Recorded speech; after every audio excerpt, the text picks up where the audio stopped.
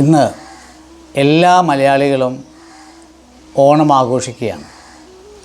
ഓണം ആഘോഷത്തിൻ്റെ തിമിർപ്പിൽ സദ്യവട്ടങ്ങളൊക്കെ ഒരുക്കി എല്ലാ കുടുംബങ്ങളും ഒത്തൊരുമിച്ച് ചേർന്ന് വിഭവന്മാരായ സദ്യകളൊക്കെ കഴിക്കുന്ന ആ സന്തോഷകരമായ ഒരു കാലത്തിൻ്റെ ഓർമ്മയിലേക്ക് നമ്മളെ കൊണ്ടെത്തിക്കുകയാണ്. പണ്ട് മഹാബലി ചക്രവർത്തി വാണ സമയത്ത് ഒരു അല്ലലുമില്ല എന്ന ഒരു ഓർമ്മയ്ക്ക് വേണ്ടിയിട്ടാണ് നമ്മൾ തിരുവോണം ആഘോഷിക്കുന്നത്. ഉത്രാട തലേന്ന് പൂക്കളെല്ലാം ഇട്ട് വലിയവരും കൊച്ചുകുട്ടികളുമെല്ലാം പൂക്കളൊക്കെ ഒരുക്കി പിറ്റേ ദിവസം അന്ന് പുതിയ ഉടുപ്പുകളും പുതിയ വസ്ത്രാദികളെല്ലാം ധരിച്ച് എല്ലാവരും ഒത്തുചേരുന്ന ആ സന്തോഷകരമായ ആ ഓണത്തിൻ്റെ ഒരു പൊലിമയാണ് ഇന്ന് മലയാളികളുടെ അഭിമാനകരമായ ഓണാഘോഷം. പലതരത്തിലുള്ള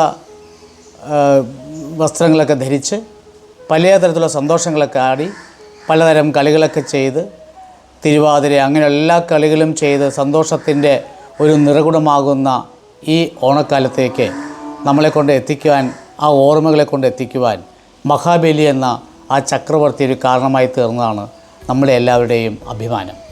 അതുകൊണ്ട് എല്ലാ മലയാളികൾക്കും നമുക്ക് സന്തോഷിക്കാവുന്ന തരത്തിൽ ഇനിയും വലിയ വലിയ ആഘോഷങ്ങളുമായിട്ട് നമ്മൾ കേരളീയർ എത്തണമെന്ന് അഭ്യർത്ഥിച്ചുകൊണ്ട് ശ്രീകൃഷ്ണ പ്രസിഡന്റ് മഹാദേവ ക്ഷേത്രത്തിൻ്റെ പേരിൽ ഓണാശംസകൾ.